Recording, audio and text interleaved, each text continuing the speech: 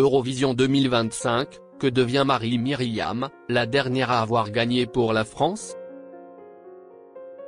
Alors que la grande finale de l'Eurovision 2025 aura lieu ce samedi 17 mai, Voici vous propose de découvrir ce que devient Marie-Myriam, dernière à avoir décroché la victoire pour la France en 1977. Chaque printemps, le souvenir de l'oiseau et l'enfant résonne dans les cœurs des fans français de l'Eurovision.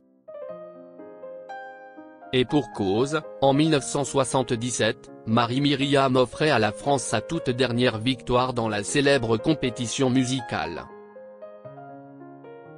Bientôt 50 ans plus tard, cette performance reste mythique, tant elle symbolise une époque où la France brillait encore sur la scène européenne.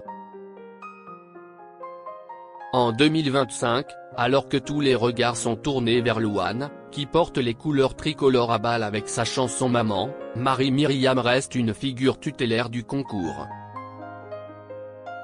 L'artiste de 71 ans ne cache d'ailleurs pas son enthousiasme pour cette nouvelle édition. Dans une interview accordée au Télégramme, elle a exprimé tout son soutien à Louane, saluant une chanson pleine d'amour, d'espoir et de transmission. Un message fort, venant de celle qui, depuis bientôt 5 décennies, reste la dernière à avoir fait triompher la France à l'Eurovision. La chanteure Louane sur les traces de Marie-Myriam, dernière gagnante française de l'Eurovision, 1977.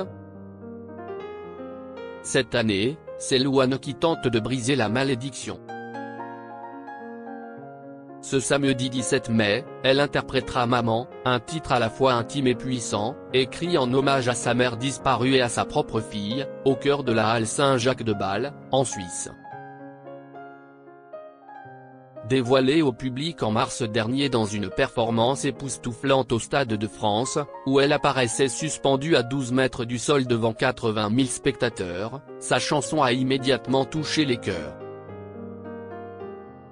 Touchée par les mots de Marie-Myriam, Louane n'a pas tardé à réagir. Son message m'a ému. L'Eurovision, c'est plus qu'un concours, c'est une histoire de transmission, a-t-elle déclaré dans une interview. Une déclaration simple, mais qui souligne combien le lien entre les deux artistes dépasse les générations. À quelques heures de la grande finale, la France figure parmi les favoris des bookmakers, aux côtés de la Suède et de l'Autriche. Un signal fort, peut-être le moment est-il venu d'écrire un nouveau chapitre dans le palmarès français. Marie-Myriam, l'oiseau et l'enfant, toujours liés à l'Eurovision, que devient celle qui a remporté le concours en 1977 ?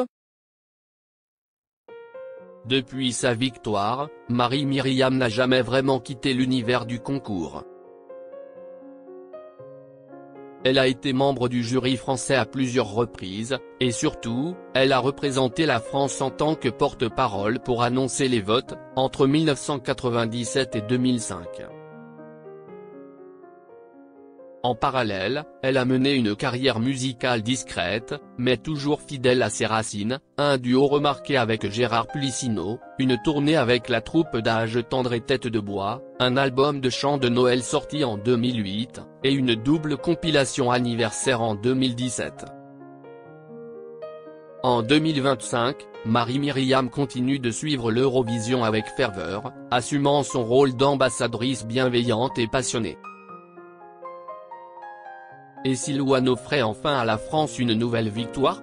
Ce serait un clin d'œil fort à celle qui, un soir de 1977, a changé l'histoire du concours pour l'Hexagone.